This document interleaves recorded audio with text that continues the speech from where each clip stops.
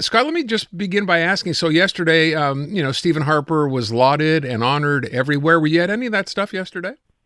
I was not, no. And I kind of regret it, to be honest with you. And I say that in spite of the fact that if anybody has an axe to grind about the historical fact that Harper was prime minister, it's me. We beat him in 2004. He came back. He won an election against us in 2006 when I was working for Mr. Martin. But, I got to tell you, like, in my life, work after politics, these portrait hangings, they are a wonderful event. They really are. I had a ton of friends that were there. I was at the portrait hanging for Mr. Turner, for Mr. Mulrooney, for Mr. Martin, and they're fantastic events. And, you get reminded that in spite of the example that's currently being set in the South, in Canada, we have rational, peaceful transfer of power. And then you find out that actually, most of the people that worked on the Harper campaign, you can get along with. Actually, in fact, you end up working with them in other ways, and you become friends. And, you get to know Mr. Harper after politics, and you find out that there are things you certainly disagree about, but some things you can agree about. And so I missed the event, but I would have loved to have been there, and I had many friends who were there. And I remember Mr. Martin's portrait hang, just a fantastic night. So I think these are positive things when they happen. It was interesting watching some of the coverage last night on CTV, and I'd completely forgotten, or maybe I never actually knew, that Stephen Harper had given Mark Carney his job originally, right, as governor of the Bank of Canada? That's right. Mr. Martin, when he was prime minister, we recruited Carney from the private sector into finance as associate deputy minister with responsibilities for the G7 into finance. And then Harper, instead of going, this guy must be a liberal, they recruited him in, he elevates him to governor. And then when he's governor, Osborne, who's the Chancellor of the Exchequer in Britain, goes, man, this guy seems to know what's going on. We need to pick a new governor. Yeah. Why don't we snatch this Canadian? I mean, it's quite an astonishing career he's had, really. And by the way, it was nice to see the two of them, as you said, political divides aside, just really acting really nicely with each other, having good things to say about each other. Nice moment last night. I think Mark Carney, at one point, said something in the room, I guess. The Harper supporter started to clap, and he said, that was a comma, not a period, as in that wasn't a time to applaud. I thought he's got a great sense of humor. I really appreciated it last night. I thought it was a great evening. Well, and I'll just add this. That is something that the two of them have in common. One thing that's underappreciated about Mr. Harper is he's got a very quick wit, a little bit biting sometimes, and the same can be said for Mr. Carney, very sharp wit, but sometimes it can be a bit more of a put down. But pals of mine who work for Harper tell fantastic stories about him losing his temper and unleashing his wit in acerbic ways. So, it was fun to see all that together. Surprised by his take on the whole, maybe not on the unity situation, but on speaking out about Alberta and separation and separatists there? Well, it was quite bold. And, there is a freedom that comes with being after politics. Yeah. But it was in contrast in many ways to the speech that Pierre Poilievre gave at his leadership review on the weekend, because, he barely spoke about Trump in the U.S., didn't mention Trump's name at all, of course, but really didn't even try to skirt the whole sort of issue, and did not really address the Alberta separatism issue other than to say, well, this is what happens when liberals are in power. And I thought Mr. Harper's much more declarative statements really, it sort of sent a signal in some ways to, hey, you know what, Poilievre, there's a higher calling here, get with it. Now, maybe if he was running for office, he'd strike a different tone. Maybe that's the virtue you have when you're in a post-political life, but he didn't mince words. I would ask you what you thought of that announcement yesterday, which maybe surprised many people who sort of follow this, the fact that Pierre Poilievre and Mark Carney we're going to sit down and actually have a meeting, and people thought, wow, that's a positive. How unusual is that?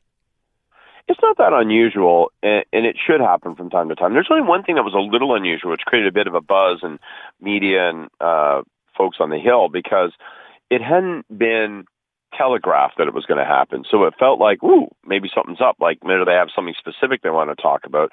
I don't think, based on the outcome here just in this last hour or so, that that's turned out to be true. It feels like,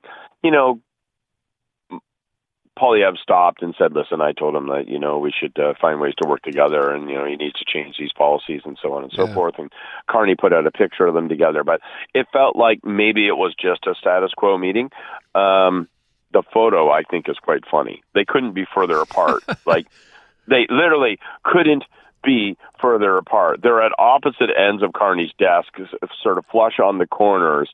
And it looks like they're afraid that, there's no heated rivalry talk. Let's just put it that way, okay? Okay, fair enough. Let me get to the other question here, which people are now starting to ask. I think we might have talked about this a couple of weeks ago, the idea of an early election coming up. We know there's a by-election now. Liberals didn't waste any time announcing their candidate. And then what about this, the whole idea of an NDPer? Up until now, when we talked about floor crossers, we were talking about conservatives. So what of that NDP crosser today? Well, I think that's a real flex on the part of Carney, because what's the comment been around him since he became prime minister? He's moving the Liberal Party to the right. He's the kind of Liberal that red Tories can feel comfortable with voting for. And then when he goes and snatches, the Ontario deputy leader for the New Democrats, and by the way, it comes after also announcing that University of Rosedale, where Christopher Freeland stepped down, that the candidate there, it's another progressive, professional woman.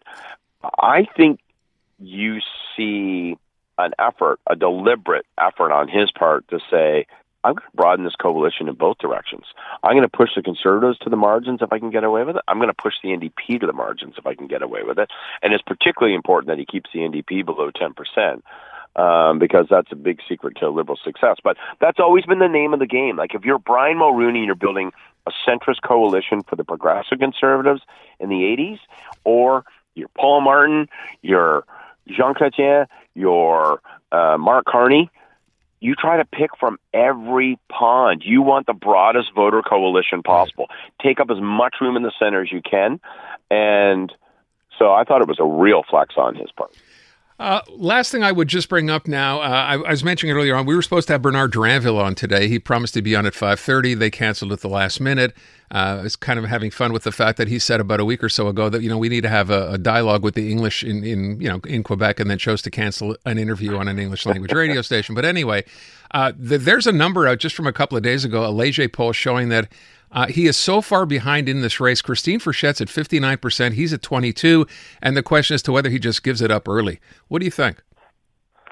Well, I doubt that he will, unless that number is reinforced. I think the problem with polls during a leadership race is that tells you where the general population is at. Now, maybe that speaks to winnability, but it's the rank and file of the party that are going to pick the leader. And I think there's a real fault line, which reminds us that CAQ is a coalition. And Dranville comes from the Péquiste tradition, and, she's more sort of a centrist economic, not really an independentiste. And so I think, we're going to see in some of her comments, in the last few days, suggesting like, we could tone down some of the nativism and so forth. And those are my words, not hers.